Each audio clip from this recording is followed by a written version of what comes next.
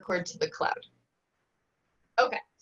All right, ladies. So let's talk about today. Today is Tuesday, July 7th. What a great day to be alive. I am starting MVF today, which I'm very excited about. Some of you girls have already done the first workouts. We're doing that Coach VIP test group right now, which is super exciting and kind of our new program to launch, and we'll be doing it for the next couple of months. So if you are interested in jumping on board, I suggest you jump on board now because we're going to be doing it for a while. And you won't want to miss out. Okay, here we go. There we go. But I do have a video for us today. So yesterday we had talked a little bit about courage and responsibility and like I pulled up a video. I wanted to talk about more about developing gifts, like skills. And so I found this video that I think we're going to like over here.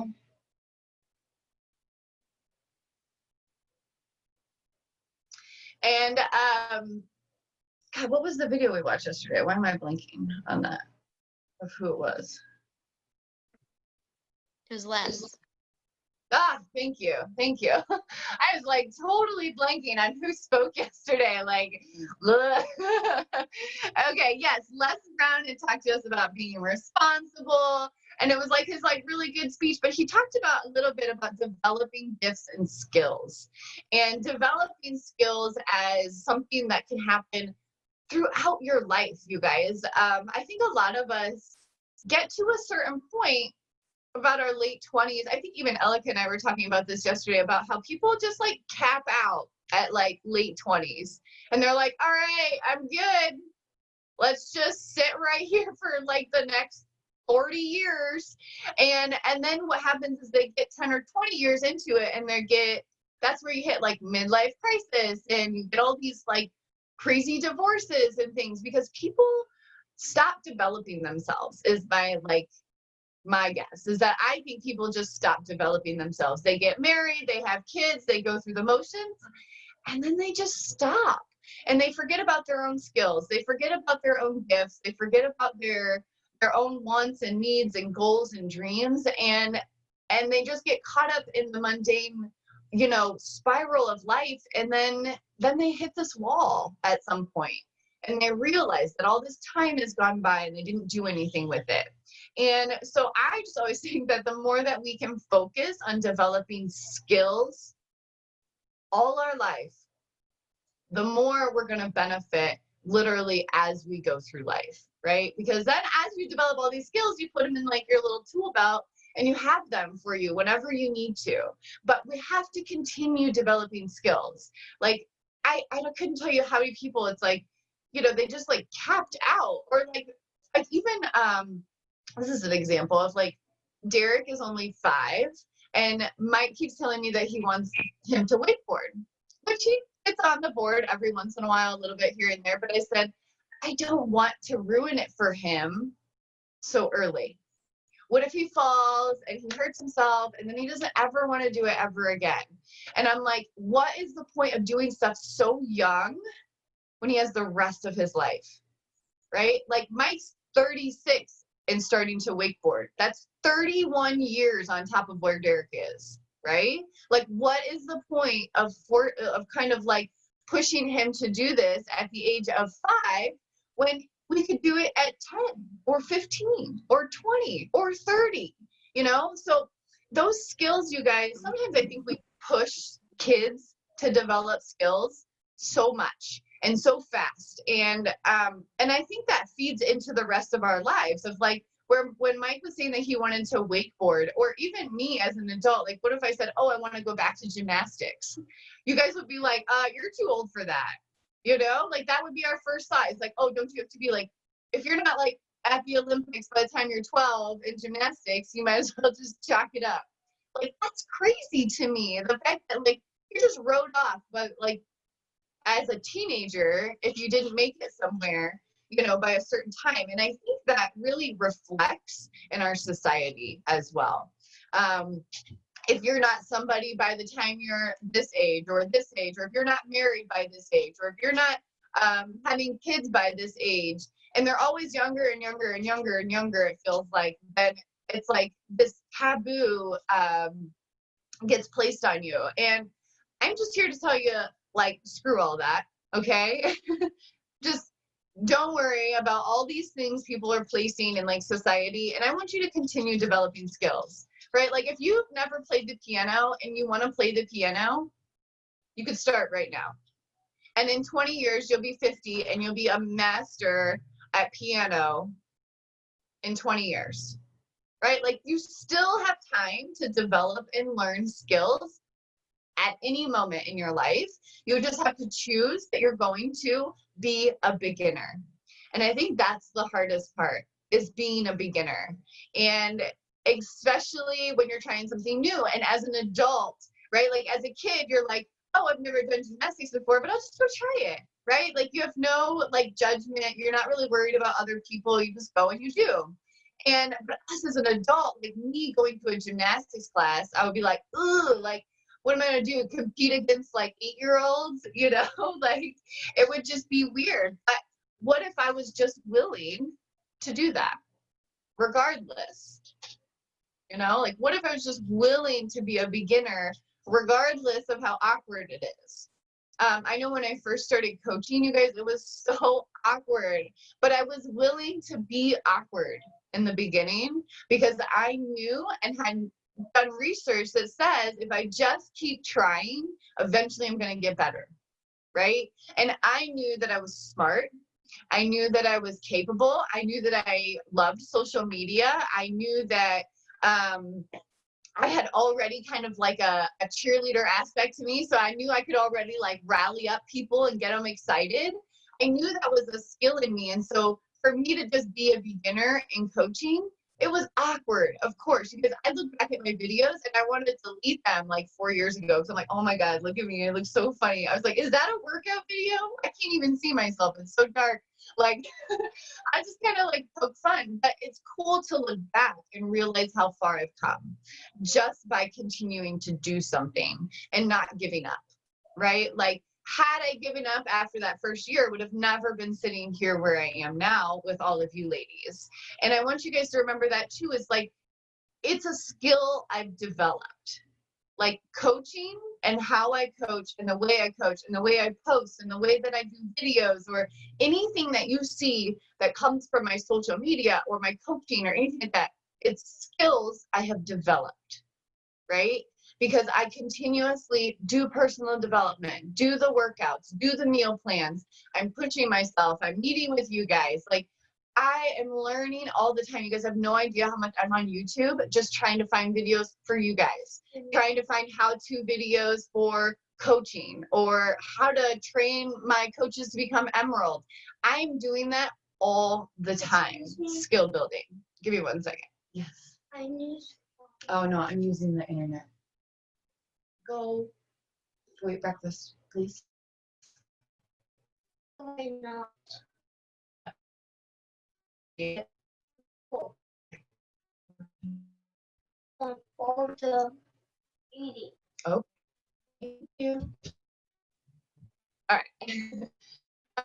But you guys, I just think that like really important for us to remember that we have to continue developing our skills. We have to continue pushing ourselves to become better. And so that's what I would really love to play this video for you guys. So let me pull it up for you. I'm going to do a screen share. Sorry if you can hear Derek. All these gurus and YouTubers. Wait your turn. Wait your turn. Okay, let me screen share here.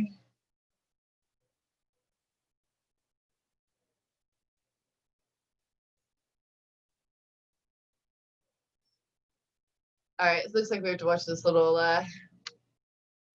guy talk here.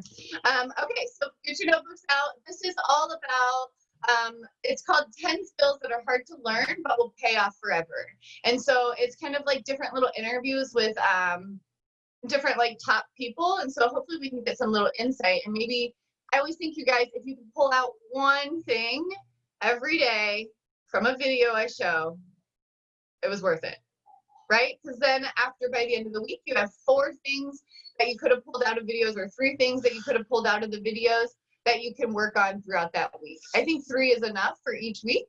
If you could pull out a quote or just a little skill or a little tidbit that they gave you, you could pull out 1 thing from every video that was worth showing up today. Okay? Just remember that. It doesn't have to be the whole video that you love, but if you could find 1 quote, like, I didn't know that, or that's kind of cool, then it was totally worth watching the whole video. Okay? Out there, they want you to build businesses that look like these.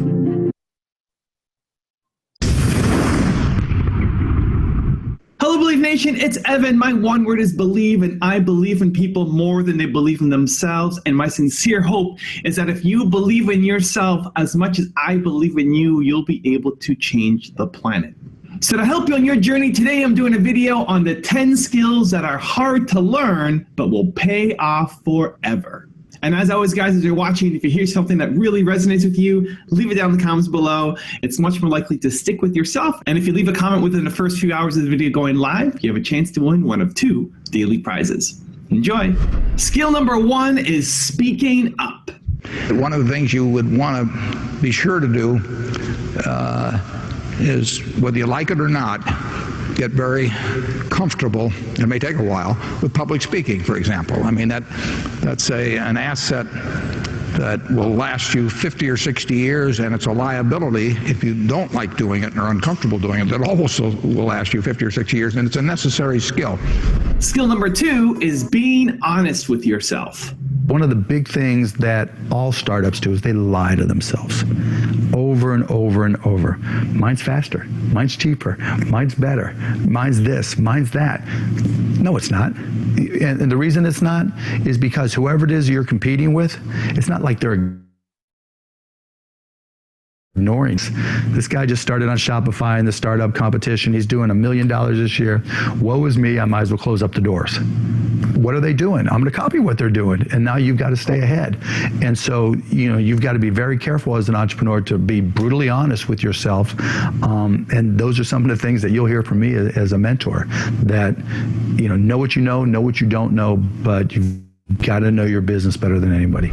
Skill number 3 is having confidence. I don't know if you'd agree with me on this, but in many ways, one of the key factors to legendary success isn't your natural ability.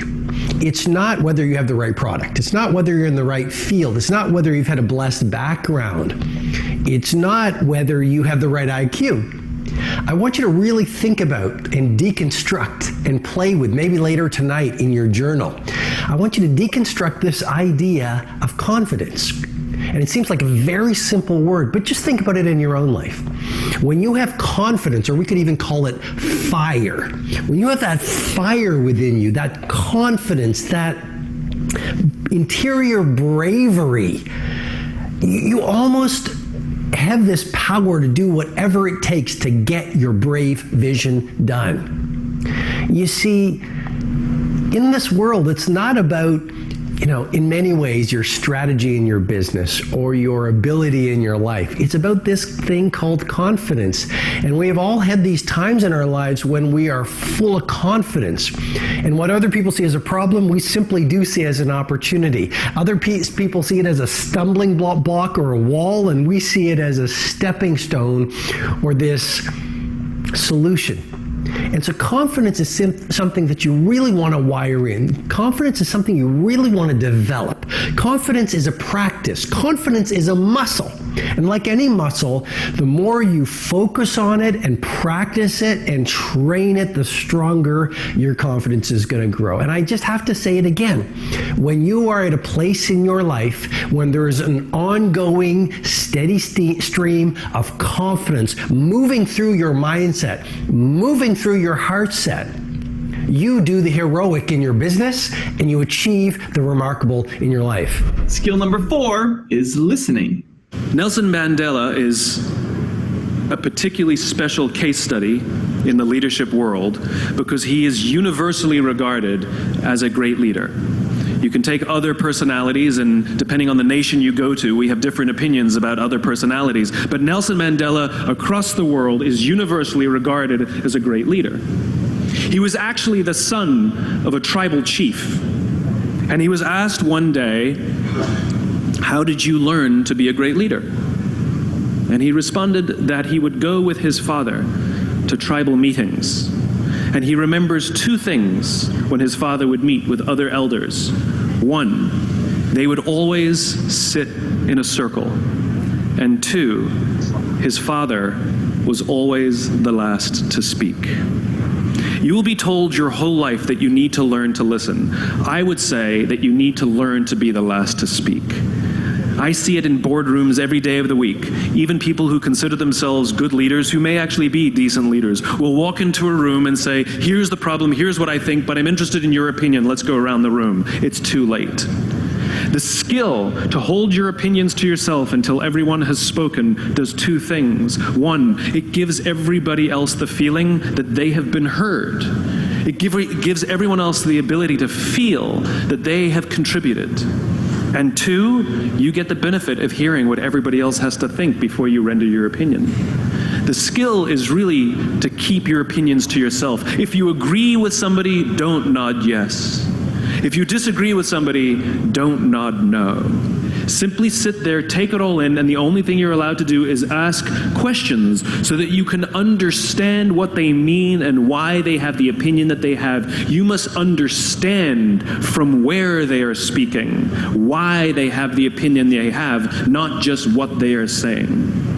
And at the end, you will get your turn. It sounds easy, it's not. Practice being the last to speak. That's what Nelson Mandela did. A year ago, I was living in my parents' basement with a bunch of credit card debt and student loans, and here I am in the Hollywood Hills, and Jimmy Kimmel, of all people, is... Skill number 5 is managing your time. My challenge in our generation is that gradually through entertainment, through television, through media, through every way possible, we are living in a generation of the dumbing down of ideas. Because we have traded effectiveness for busyness. Statistics say, yeah, somebody ought to clap on that. We are busier than any other generation we have seen in the last 300 to 400 years. We are so busy. We are busier than a one-arm wallpaper hanger. We're just busy. You'll get it later. Don't worry about it. It'll hit you in a minute. We are just as busy as we can be, and we think because we're busy, we're effective. But I want you to challenge your schedule for a minute and ask yourself, are you really being effective? Or is your life cluttered with all kinds of stuff that demands you and drains you and taxes you and stops you from being your highest and best self? And are you substituting busyness and all the chaos that goes along with busyness from being effective? Let me tell you, a bunch of scientists got together and they began to do some research, and they begin to determine that 80% of the things we do are busy things that we do in an area that is not effective, that the average person only spends 20% of their time doing the thing that they are really gifted at, created at, passionate about, excited to do, and the rest of it is all the dismal, dumb stuff that we all have to do in order to survive. Just crazy stuff that we're doing. Wonder what would happen if we would go from doing 80% of things that are busy but not effective and 20% of the things that are really effective if we would switch those numbers around and only give 20% of our time to the things that we have to do and 80% of our time to the thing that we were created to do.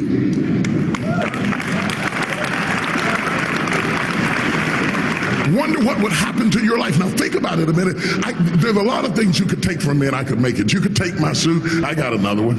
You could take my car, I could get another one. You could take my house, I could get another house. But when you take my time, You have taken something from me that is totally irreplaceable.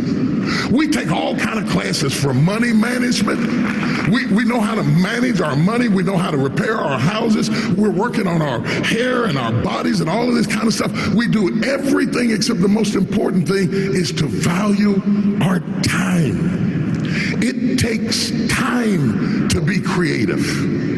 You were meant to be creative. You were created in the likeness and the image of a creator, and in that likeness and in that image, you have creativity. If you had time, you would be creative. But in the absence of time and with busyness and clutter and the phone ring, you all got music playing on your phone, all kinds of stuff. And no matter what kind of song you put on it, after a while you hate to hear it, because every time you hear that sound, you know it's somebody else wanting something else from you that's taking you away from what you are gifted and creative to do. Skill number 6 is stop whining. So I have this thing that I've been promoting called No Whining Wednesdays. Wednesday, you cannot whine, complain, or criticize. And people are like, well, what is whining? Whatever you think it is, don't do it. And every time you do it, you have to put a quarter in a jar. If you whine about anything, I can't, I'm tired, why do me, why don't you, why have me? Every one of them will cost you a quarter. Or complaining, why do you always, how come you, I always, they never, whoop, up, cost you a quarter. Then last week I had people send me pictures of their jars of quarters. Oh my God. But what they said to me also was, this was wonderful, because I was never ever aware of how much whining and complaining and criticizing I do. Now I've got mothers doing it with their children. So Wednesday is No Whining Wednesday. We need to practice that. We need to stop whining about what isn't happening, what we don't have, what we can't do, what somebody didn't do. We got to get it clean in 2014. No whining, no complaining, no criticizing. Skill number 7 is staying present in the moment. If you're living in the past, you're going to be depressed because you are rehashing things that happened to you that are not going to happen again. If you're living in the future, you're going to be anxious because you are anticipating what's coming or you're wishing for things that aren't happening yet. Being in the present is where the gold is. Being in the present moment is where you will have the greatest control, where you will feel the most at ease, and where happiness flourishes. There's a super tight connection between happiness and the ability to live in the present moment. A lot of people believe that happiness is tied to the things that happen to you. Not so at all. In fact, there is a professor of positive psychology. He's one of the grandfathers of the movement. He teaches at the University of Pennsylvania. His name is Martin Seligman, and he's studied happiness for decades. Now, one of the things that we've talked about a lot is that 40% of your happiness levels are preset by genetics. 60% you are in complete control of. And one of the things that this professor has discovered is that it doesn't matter what's happened to you. In fact, some of the people that have had the worst things happen to them, like people that have survived the Holocaust, are actually the happiest and most grateful people in the world. Happiness comes down to this right up here. It comes down to your thoughts, it comes down to your mindset, it comes down to your attitude, and you are 100% control of what you're thinking. You may not be in control of how you feel in the moment, but you can always, always, always, always be in control of what you think. And that will change how you're feeling. One of the most powerful things that you can do in terms of think, and this gets back to Strick's question, is how do you be present? Being present is literally nothing more than the skill of having your thoughts be in this moment, not in the past, not in the future, but right here. The way that you teach yourself how to do that is that the moment that you catch yourself being distracted, the moment you catch yourself starting to worry, the moment you catch yourself drifting to the future or drifting to the past, that's a moment of tremendous power because you basically just woke up. You basically just noticed that you're not here in this particular moment. So use that wake-up call. 5, 4, 3, 2, 1, and ground yourself in this moment. The best way to ground yourself in the moment is to look for something in this particular moment that you can savor. Now, I'm using the word savor on purpose because it's the word that psychologists use to describe what happens when you find something in this moment right now, right here, right now, to focus on and to appreciate. It could be literally the questions. These are printed out questions from people on social media. And if I were to stop and look at these and savor them, what I would feel in this moment is a tremendous amount of gratitude because people are taking the time to write. And that makes me feel incredibly grateful. And it also makes me very happy because it means that the folks that are writing are taking control of their lives and seeking out the information that they need. Another form of savoring that we can all relate to is eating. As you're eating, instead of drifting to the future and thinking about all the things that you need to do or hanging out in the past and rehashing everything that's happened during the day, be in this moment, in this meal. Slow down. Think about the food that you're eating. Think about the people that you're sitting with and how you feel about them. And if you want to take it up a notch, actually acknowledge them. Hey, this food tastes amazing. Thank you for cooking. Or I'm so glad to see you and that we get the time to have this meal together. Those small, simple acts of savoring are how you expand your happiness inside the present moment. So, how do you be more present? Simple. The moment that you catch yourself in the future, in the past, worrying, whatever, refocus yourself right here, right now, and then find something right here, right now that you can savor. And when you do that, you're not only going to be present, you're going to feel more grateful, and you're going to feel a little boost of happiness. Skill number 8, being consistent. Oh, is it this? You have reached the 911 police emergency line. Due to defunding of the police department. Success is not success is not a destination. People always think that, oh my God, this person's so successful because they've had a successful movie or a successful show. But success is a journey. You have to consistently always be successful. That's when you're really successful, because otherwise you'll be remembered for your last failure. And I've had a few, but I just have to compensate for my failure by just getting up and running. The more time you take to sort of mourn it, you're wasting that much more time in being successful. So you just have to, perk up, pick yourself up, dust yourself off, and just say, all right, what can I do? There's always a solution. You can't expect, people always get mistaken that just because this year has been what it has been, it's been because I consistently worked hard for about 10 years. So now I know my job enough to be able to be appreciated for it. But if I hadn't had the last 10 years, I would never have had this year or the year before that. So success is not a destination where or power is not like, okay, today you're powerful. You have to consistently be powerful and consistently be successful. And that is a journey. Skill number 9 is getting enough sleep. Well, first of all, I prioritize sleep. And that means saying no to things you want to do. It's not easy. No, it's hard. I think the hardest thing. Yeah. Last night, Sheryl Sandberg interviewed me at the San Francisco Symphony Hall. And then I had to sign books. And I would have loved to go and have dinner with her, but I went to bed. And, because if I had gone out to dinner and hadn't gotten my at least 7 hours sleep that I need and had to get up early to do TV, I would not be enjoying being here with you now. And I'm really enjoying it. And I'm 100% present. I'm not tired. And I hate being tired more than I hate anything. And skill number 10 is having empathy. I've thought a lot about the power of empathy. In my work, it's the current that connects me and my actual pulse to a fictional character in a made-up story. It allows me to feel pretend feelings and sorrows and imagined pain.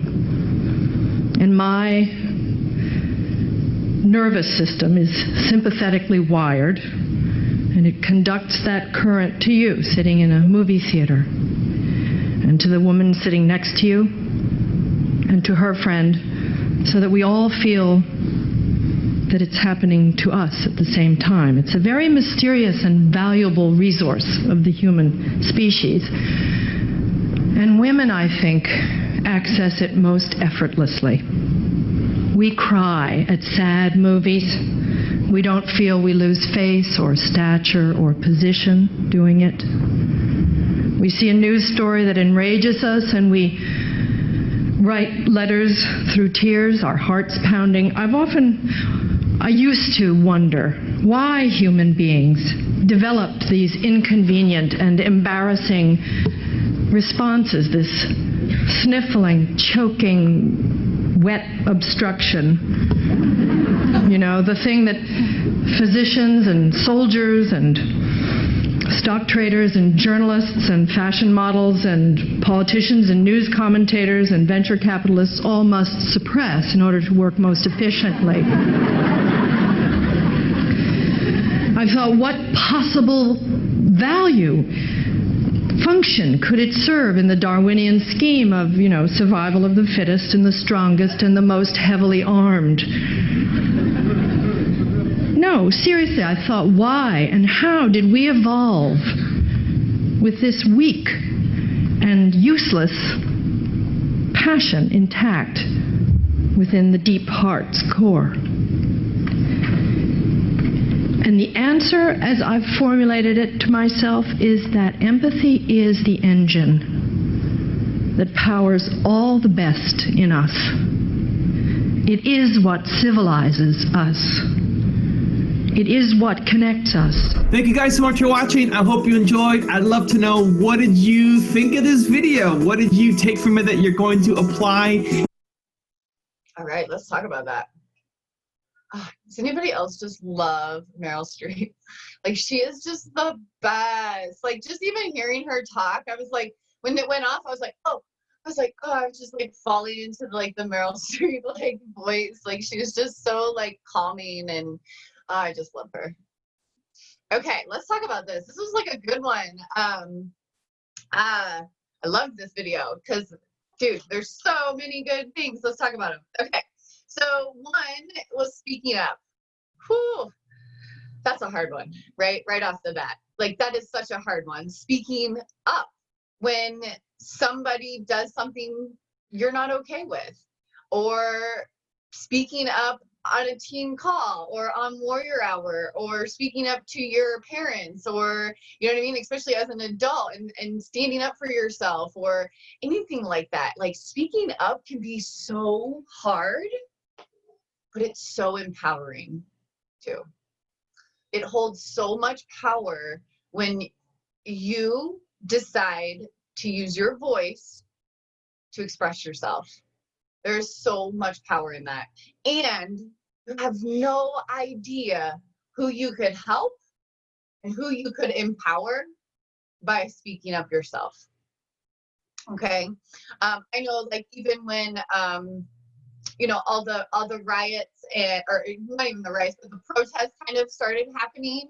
And I was instantly on board. I was like, oh my God, like, I started posting, and I noticed at the moment I started posting that, like, it kind of maybe even like opened the doors or allowed a couple other girls to be like, hey, yeah, like, if she can post about it, like, I can post about it. And so speaking up, you guys, can really open the doors for the next person as well, saying like, hey, if I'm speaking up about this, or I see somebody else speaking up about it, okay, well then it's okay if so-and-so speaks up about it as well.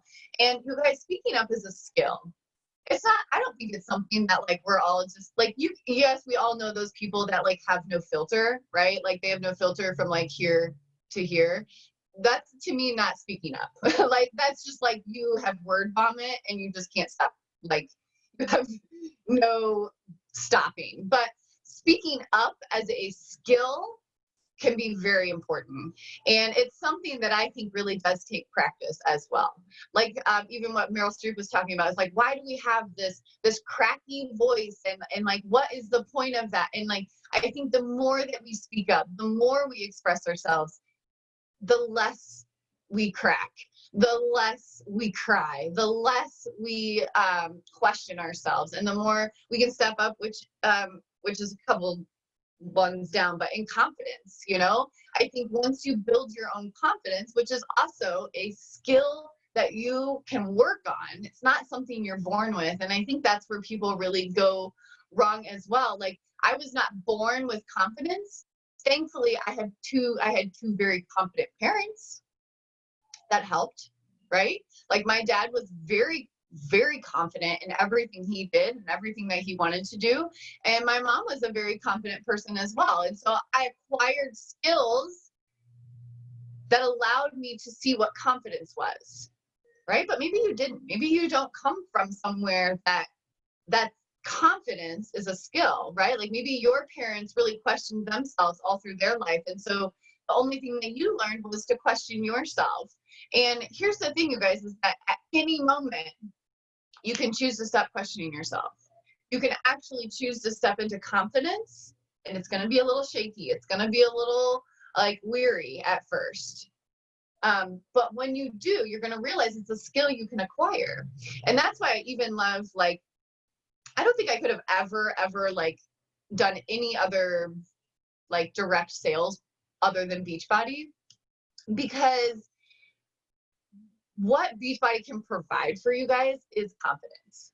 Like, I think that as you start working out, as you start eating healthy, as you start taking care of yourself and you show up to places like this, your confidence is naturally going to at least take a little boop, right? Like there's at least something, like when you lose the weight or you fit into those old jeans, or you have girls comment on your post saying you look amazing, keep going. Those right there are ways that you can build your confidence, right? And I told you guys before, like having Warrior Hour and the fact that we're 4 months in and I still have 20 girls on this call builds my confidence. That's a confidence boost for me, right? It's like, wow, these girls are still showing up. They still care about what I gotta say.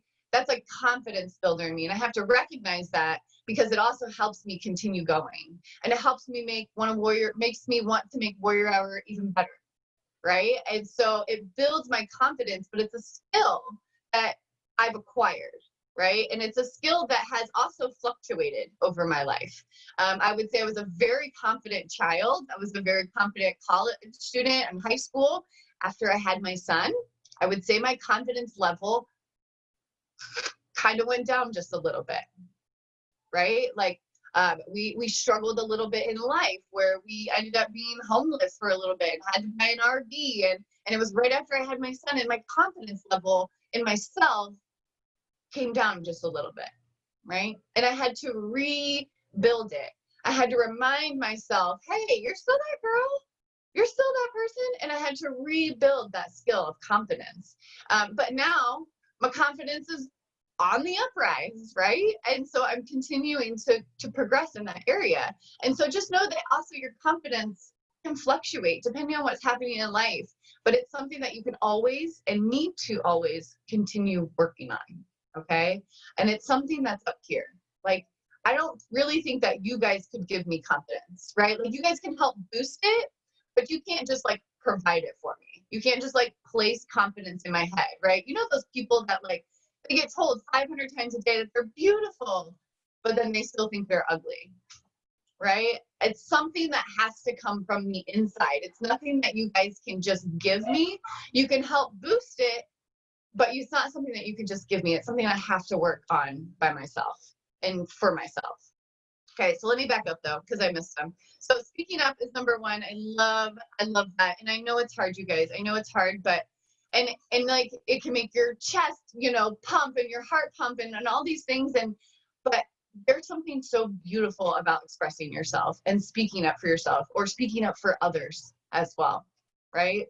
It can be so beautiful. So find your voice, even if it cracks, right? Even if you cry a little bit, find your voice and don't be afraid to speak up, okay? Be honest with yourself. I think that's very important as well. Recognizing just where you're at, and like, stop telling that story you've been telling for 10 years, right? Like Mike has this like favorite, I don't know why I've been quoting Mike a lot today or using him as an example today, but he has this thing that he always says, and I love it. It's divorce that story you keep telling yourself and marry the truth.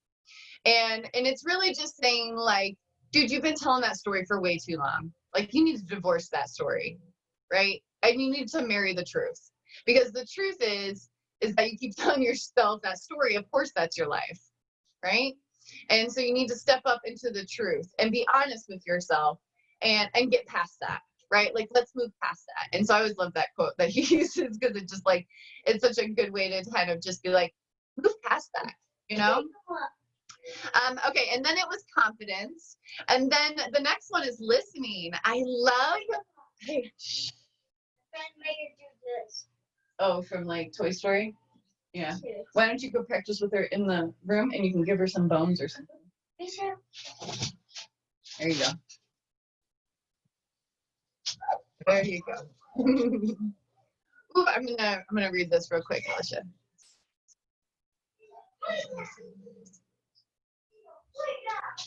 Ah, look at you! How cool! I love that story. You guys gotta pop over to the chat and read that.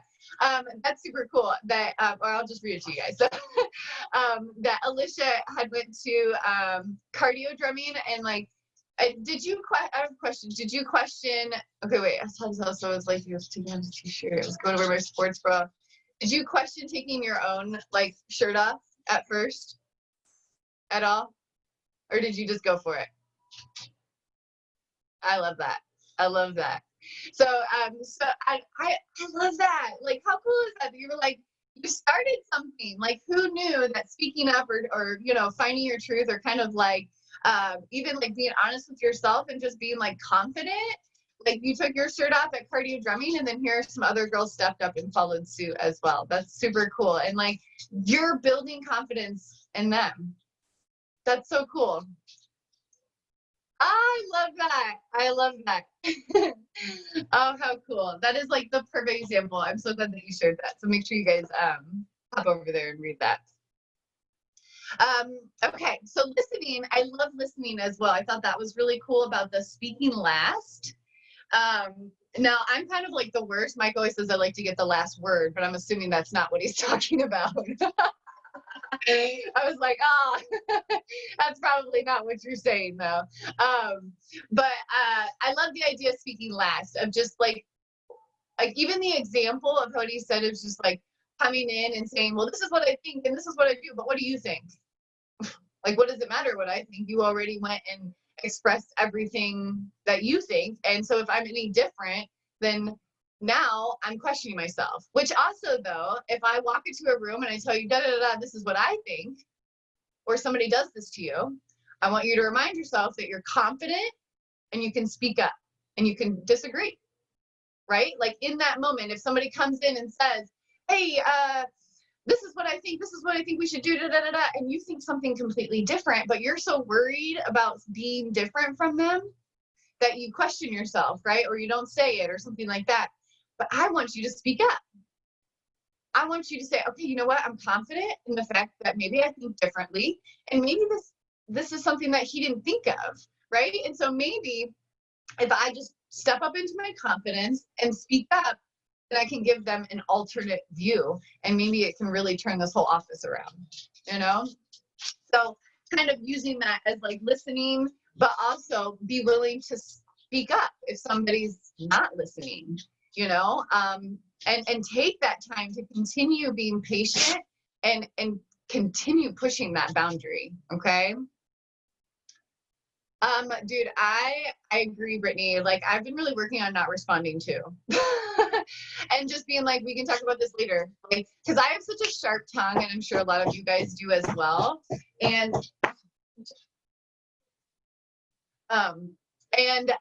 sometimes I want to quick reply. I want a quick reply. And I've been really trying to stop myself from doing that, because I also know that Derek has started doing it. Like, when I say something to him, he'll quick reply to me, and I'm like, dude, don't talk back to me. Like, don't do that. And then I'm like, but then literally Mike will say something and I'll snap back and I'll be like, oh, there it is. There it is.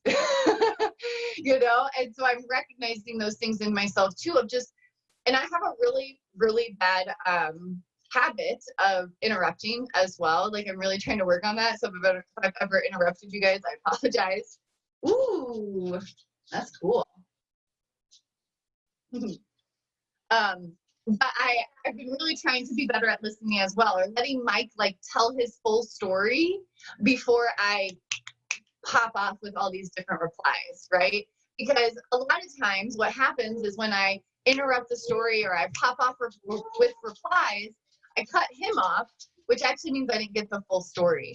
And that also means I'm usually making comments based off of half the information, right? And sometimes when you get the full story, you go, oh, that's nothing what I thought it was when you were halfway through the story, right? And so I struggle with that a lot, like, because I just want to reply. I want to reply. I want to be in on the conversation. I want to be engaging, but instead, I need to remind myself to shut up and listen. Just stop talking and listen sometimes, because typically, if I listen the full time, I never say what I thought I was going to say. That's probably 80% of the time. By the time his story is over, I don't even want to say the original thing I thought I wanted to halfway through, right? So it's just something to kind of think about, of just listening. And so I really like that. And I like the idea of like speaking last, like, and holding that of just like, I know I'm speaking last, so I'm not even interested in interrupting your story, right? Like just knowing I'm not trying to respond right now. And so I'm just listening. Instead of being like, ooh, where can I interject? Where can I agree? Where can I come into this conversation? And instead just being like, I'm just listening. I'm just here to listen right now. Right? And maybe I'm not even responding, you know, and maybe I don't even have a response. Like sometimes I think I always need to create some big response for people, but I don't. I actually just need to listen to them. Right? Sometimes people aren't even saying it to get a response. They just need to vent, or they just need to say it. And sometimes when they can just get it out, whew, they feel better. And you didn't even have to really say anything. You could just sit there and listen. And that could be so much more powerful than giving advice. Right? It's just being present for people. Okay. Time management. I thought that was pretty cool. Just like how many people, you know, we spend so much time giving it, or, you know, or just going and going and going and doing all these things. But in reality, are they things that we're supposed to be doing? You know? And so I think managing our time is definitely important. I loved the Whining Wednesday.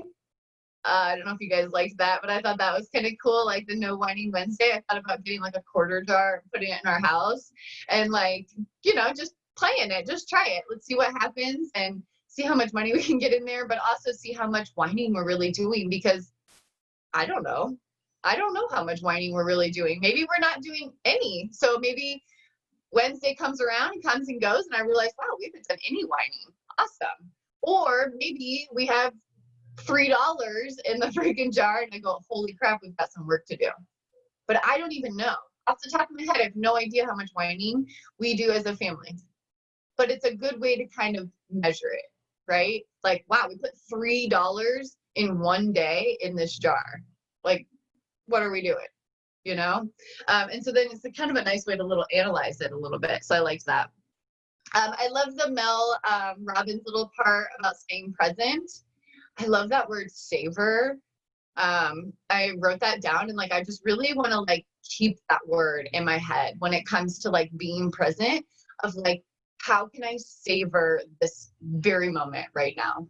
Right? Like looking at all of your guys' faces and the video we just watched, and I know my phone is going off from all the MBS stuff, and I'm just ignoring it, and I'm just looking at you guys like, how can I savor this moment right here? Right in front of me. Not when am I going to answer these messages? When am I going to do my workout? What is Derek doing? Are we moving? Da, da, da. No. Right here. I'm here. I'm right in front of you guys, and I'm savoring this moment with you guys. Regardless of all the other stuff going on, boom, I'm here. And I think that's really beautiful, and I've really been kind of trying to be better about being here, being right here. Because my mind can go and go and go and go. And there's times where like Mike's talking to me and I'm like, wow, I literally didn't hear a word you said because I am just not even here. And he can tell too, because my face just like goes blank and I just like, ugh. And he's like, Jen, are you even listening? And I was like, I don't know. I was like, I don't even know what I'm doing. Like my brain is going, I'm listening to you, like I'm looking at you, but I'm not listening to you, you know? And so I think that's like really, really important about listening, but staying present. Like if you are present, you're listening, right? And so I love that just kind of combination. Okay, so a couple more here. Being consistent, you guys, I love the way that she said that. Like she would never have the year 10 without the 10 years, right? Like I would never be coaching like I am in my 5th year without the first 4 years, without that really awkward first year, without that really difficult personal struggles with my home and Harvey and all that stuff. I wouldn't be coaching like I am now without that 2nd year struggle. All of those things have played a factor into how I coach now. But had none of those happened, I wouldn't be the coach that I am now, right? So like everything that's happened in your life has led you up to where you are now. It's okay. Like just enjoy that and appreciate it. Appreciate the fact that you've grown.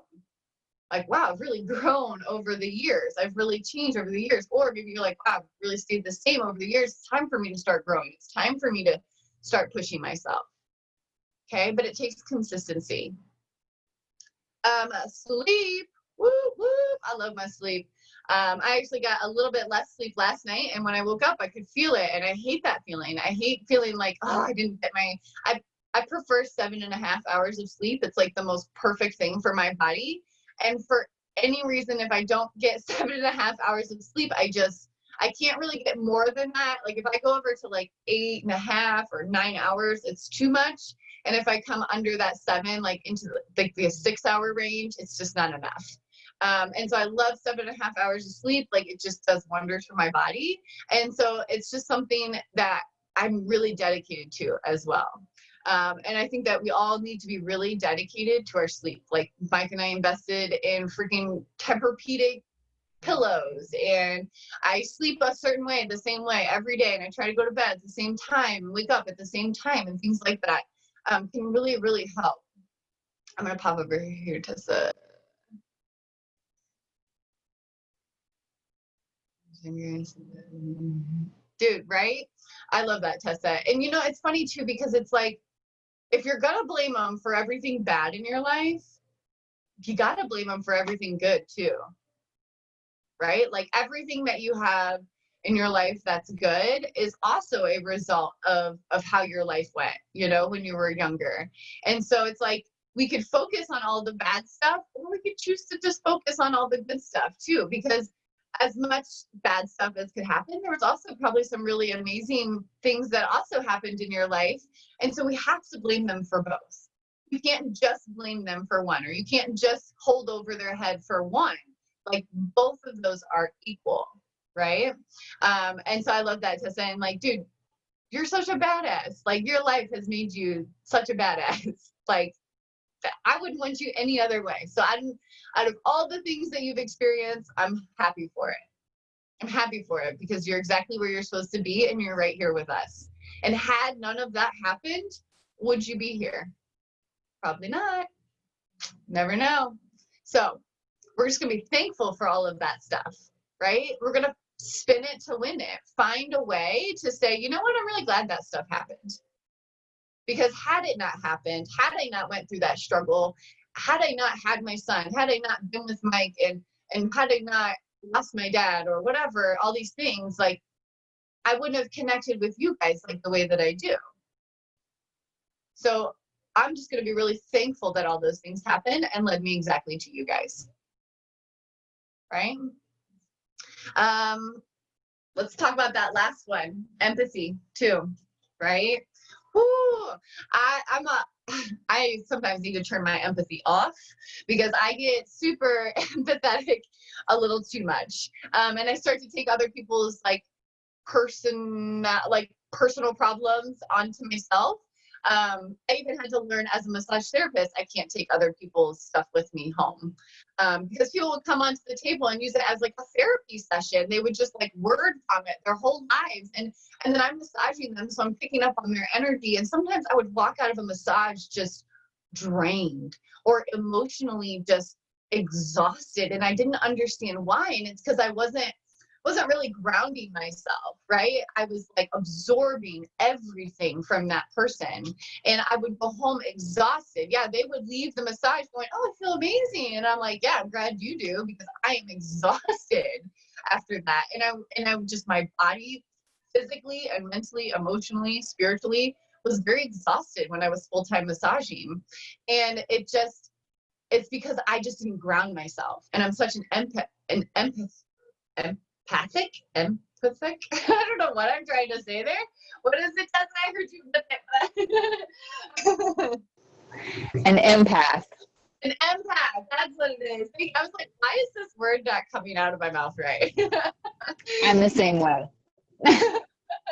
And I just absorb people's stuff so much, which makes me a great mom, makes me a great coach, right? But I had to learn to barrier myself as well. I had to learn to remove myself. I can feel for you. I can understand you. I can imagine where you're coming from, but I also have to find some sort of barrier to where that is you and this is me. I'm here to support you, but I'm not here to carry you on my back, right? I'm here to tell you to get up and carry yourself. That's what I always think about is I used to want to oh, just come, I'll get you. I got you. Be on my back. I'll carry you all the way.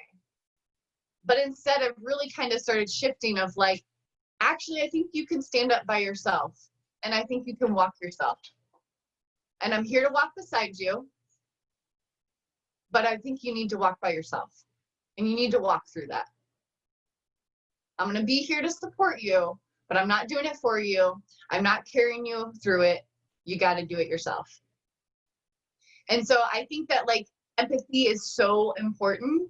We also have to remember there's a point where you cannot deplete your own emotional state because of somebody else's emotional state, right?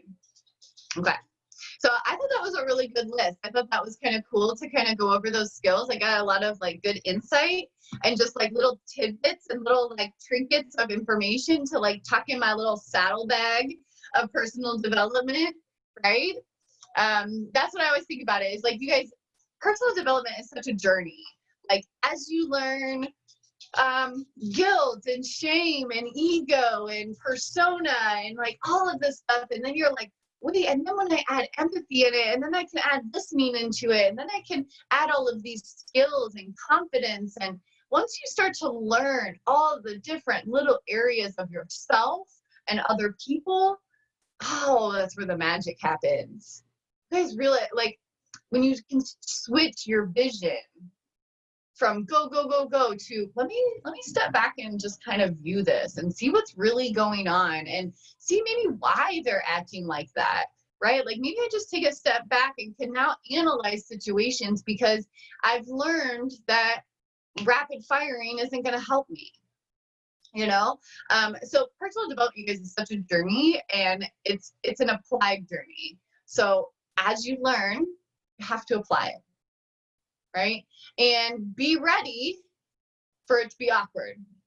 Be ready for you to have to be new at it.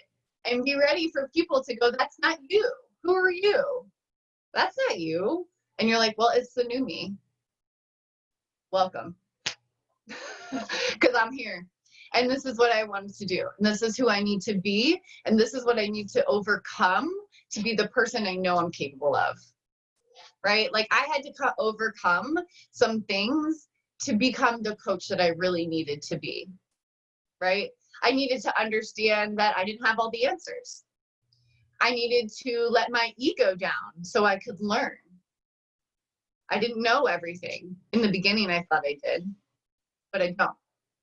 And I love now that I've just stepped up into learning more, always. I'm a work in progress. And the more I admit that, the easier it is to just learn. Right?